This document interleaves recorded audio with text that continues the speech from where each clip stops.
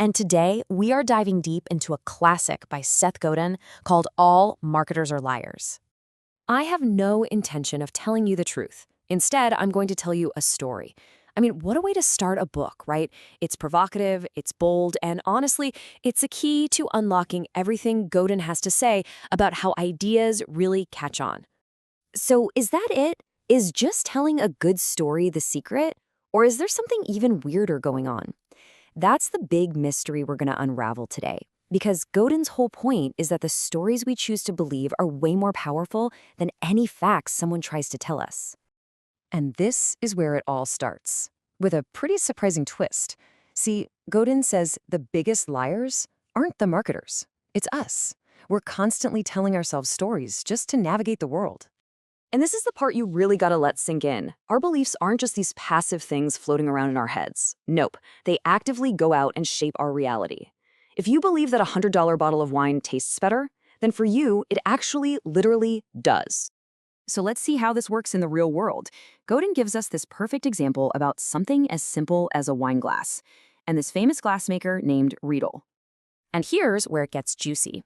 On one side, you have the world's most respected wine experts, people who swear that these specific, expensive glasses make a huge difference. But on the other side, you've got cold, hard, double-blind scientific tests that say, not really. There's no detectable difference at all. So what's going on? Well, the magic isn't in the crystal. It's not in the shape of the glass. The real value is in the story.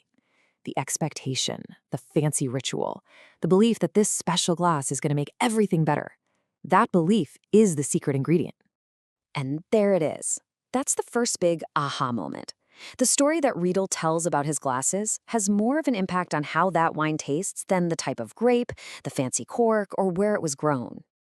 Okay, so if a story can make wine taste better, how do you turn that into an actual marketing strategy? Well, the secret isn't about fooling people. It's about really, truly understanding them. Godin calls this concept worldview.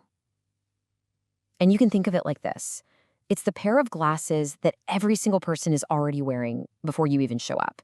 It colors everything they see and hear. And our worldviews are built from all these little assumptions, right? Maybe you believe new tech is always the answer, or that family always comes first. These are the pre-existing beliefs that decide whether someone's even going to give your story the time of day.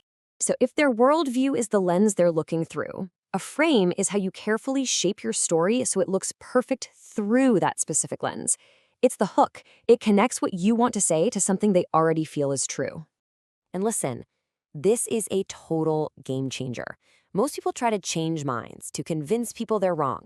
Godin says, forget it. You don't have the time or the money to change someone's deeply held beliefs. It's way, way smarter to work with the beliefs they already have.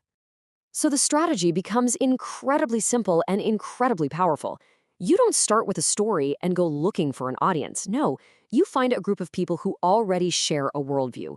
And then you tell them a story that fits perfectly with what they already want to believe. Okay, so wait a second. If this is all about telling stories that fit what people already believe, does that mean you can just make stuff up? Well, not exactly. And this is where the whole idea becomes truly profound. Just take a look at these charts from the book. You can see this massive shift. Business value used to be all about the factory, making things efficiently.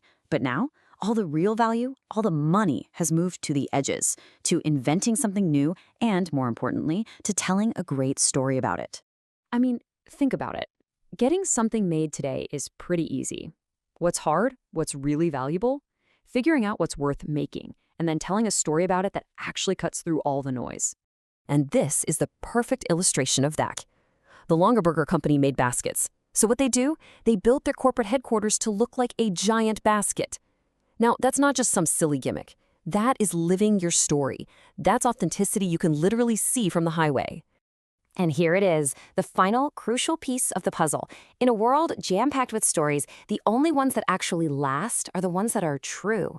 And Godin doesn't mean factually true, he means authentically true. The story has to match the actions. You have to live it. Okay, so let's put a bow on this. What is the big takeaway from all of this powerful stuff?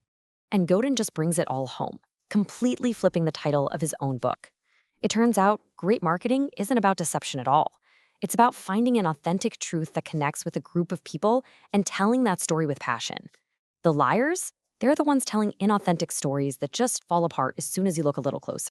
And that leaves us with one last, really important question. Because this isn't just about big companies. This applies to you, to your career, to the ideas you want to share with the world.